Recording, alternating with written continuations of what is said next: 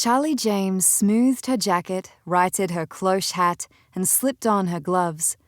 Not even the painful squeal of brakes on steel tracks could dim her excitement as the night ferry train pulled into Paris. Gare du Nord spanned as far as the eye could see, and the air was thick with hissing and clacking as trains pulled in and out of platforms. Porters in neat caps struggled to push trolleys loaded with luggage, families huddled in tearful reunions or farewells. Men with booming voices ambled along each platform carrying trays of newspaper cones filled with warm chestnuts, while a young woman with a white chef's hat, a hot plate and nimble hands produced paper-thin crepes drizzled with lemon and sugar at breakneck speed. Paris. Charlie thought of her former husband's surprise when she'd told him she was leaving Sydney. That's quite a stretch. Perhaps. But when she'd heard 6 months ago that the Times needed a new correspondent for their Paris desk, she had sent off her clippings, along with a cover letter and resume in flawless French. 4 months later, she was boarding a vessel for Britain, directly followed by the night ferry train to Paris. A conductor in a neat blue hat opened the carriage door, and Charlie stepped onto the platform and made her way towards a handwritten sign. Charlie James, The Times. She sucked in her breath and allowed a ripple of excitement to run down her spine at the sight of her name next to her new masthead.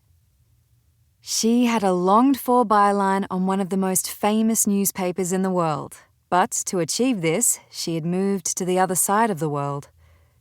Her chest fluttering with homesickness, she wished her parents were here to witness her achievement. Resolved to make the best of her new life, Charlie took a deep breath and allowed her eyes to linger on the sign for a second time. Holding it was a beautiful young woman who looked as though she'd stepped from the pages of Vogue. She was dressed in a blush Chanel boucle suit, kitten heels, and a matching pillbox hat. A cream Hermès handbag dangled nonchalantly on her wrist. Beside her stood a greying, balding, portly gentleman in a crumpled dark suit. Charlie presumed this was her new boss, the head of the Paris bureau, George Roberts. Charlie? He scratched the back of his head, face pumice. His voice was deep and very British. Short for Charlotte, she replied as wine barrels were wheeled up the platform. I can see that. His voice was a little sharp with frustration. Charlie James. She extended her hand and he shook it. His hand was fleshy, his grip firm and businesslike. He narrowed his eyes slightly and studied her face. Here was a man used to sizing people up quickly. But your byline? I would hate for people to read my work differently. Charlie jutted her chin out. Like Louis Mack. Louis Mack, eh? Her new boss nodded, but his tawny eyes twinkled with curiosity. Then you have big shoes to fill. I'll need a solid feature right away. A Paris story to prove to our man in London you are up to this desk. Understood, sir. Charlie's stomach lurched. She'd been put on notice even before the porters had unloaded her luggage. She'd wanted to be a foreign correspondent ever since her mother had taken her to a Red Cross lunch when she was 10. Over lukewarm chops, peas and mashed potatoes, the Australian war correspondent Louise Louis Mack had spoken of her adventures in German-occupied Antwerp, where she'd sheltered from bombs in a hotel cellar.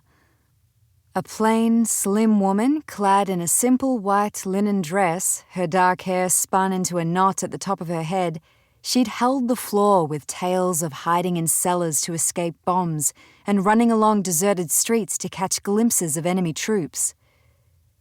To escape Antwerp, she had dressed as a maid, buried her notebooks deep in her luggage, and borrowed a local woman's passport. She'd travelled from Belgium to France and London, then all over Europe after the war, filing features, hunting stories. Big shoes to fill, indeed. Charlie wanted to ask her new bureau chief if he'd ever met Australia's most prolific and perhaps bravest reporter, but thought better of it. George Roberts was clearly a true newspaperman, focused on the here and now. With each sentence, his expression flickered between curiosity and ruthlessness. "Right then," he said. His face was returning to a more normal colour and had the whisper of a smile at the corners. George beckoned for a porter to carry her suitcase, then he ushered her along the platform towards the exit. "You'll start Monday. The Paris desk is as important as those in Rome and Berlin. Chamberlain is steering blind.